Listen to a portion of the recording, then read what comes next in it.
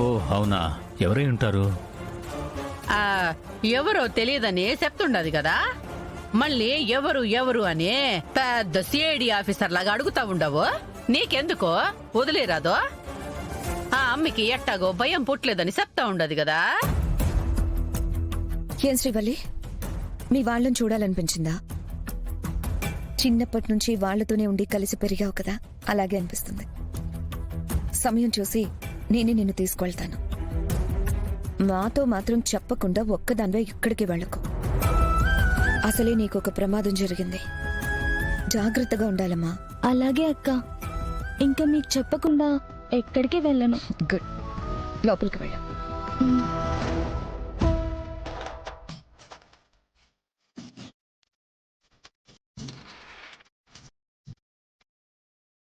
అమ్మయ్యా, నేనైతే తప్పించుకుని ఉన్నాను.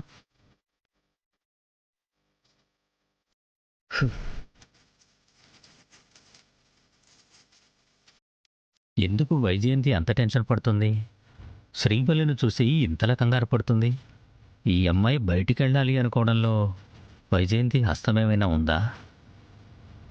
శ్రీవల్లి చెప్పింది అబద్ధమా?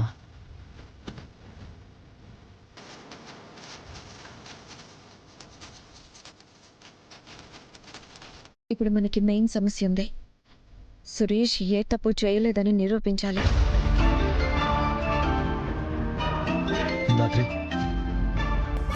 వదినా, ఆ బస్తీ పెద్ద సోములు చేస్తున్నారు.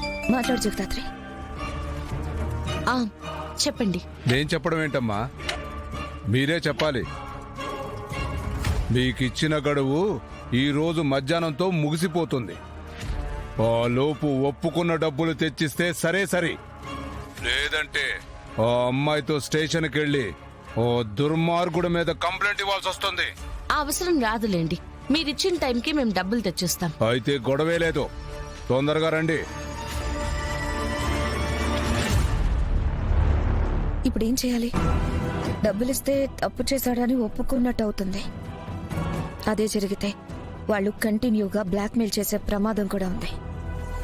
అవునక్క, ఒక్కసారి డబ్బులు ఇవ్వడం అలవాటు చేస్తే ఖచ్చితంగా బ్లాక్మెయిల్ చేస్తారు. మరి ఈ సమస్యకి పరిష్కారం ఏంటి?